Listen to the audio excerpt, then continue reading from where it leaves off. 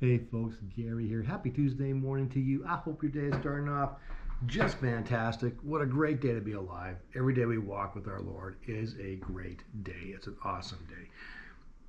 Yesterday we started talking about God creating life out of barrenness. How God can create greatness out of nothing. Out of seemingly nothing. It's like nothing can happen here.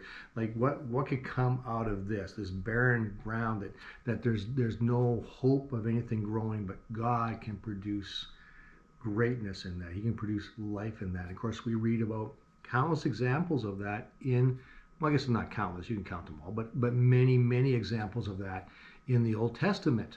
When we think about Sarah and Rebecca, and it just keeps going on. Well, also in the creation story, we talked about that yesterday, Genesis chapter 1, where God created the heavens and the earth. In the beginning, He created the heavens and the earth. He created it from nothing.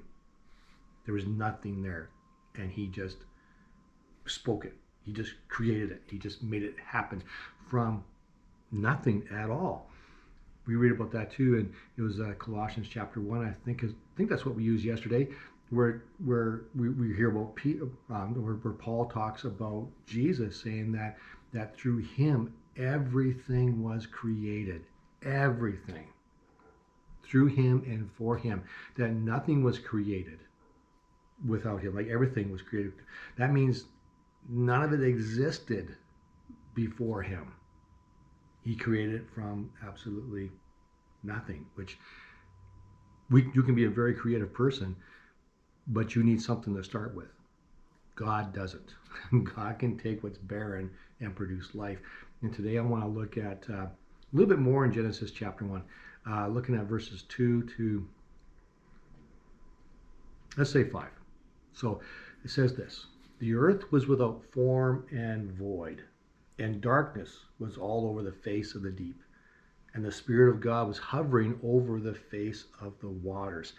The earth was without form or void. It is barren. There's no form to it, right? It's void of everything. Other versions will use the word chaos. You know, sometimes we think of chaos as being a room full of preschoolers and a whole bunch of balls. You know, that kind of thing. That's not what this is. It's chaos. It's without order. There's no order to it.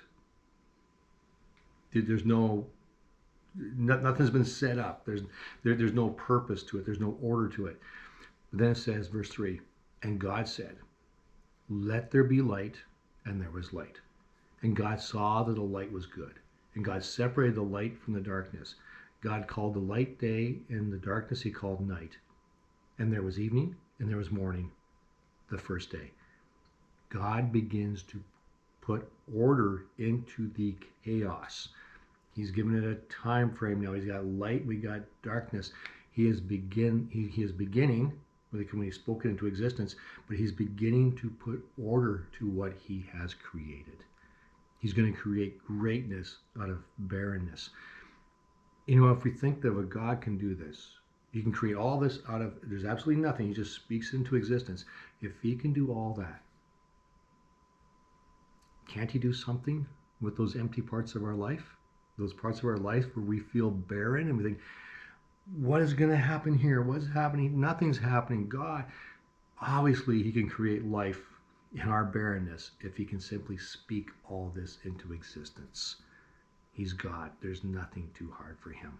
And He specializes in creating greatness out of barrenness. And that's pretty cool. So don't ever think that it's too late. Don't ever think, is God going to use me or use this or use that? Of course He can, and of course He will, for His purposes. So that's the message for today. Thank you for watching, and we'll catch you tomorrow.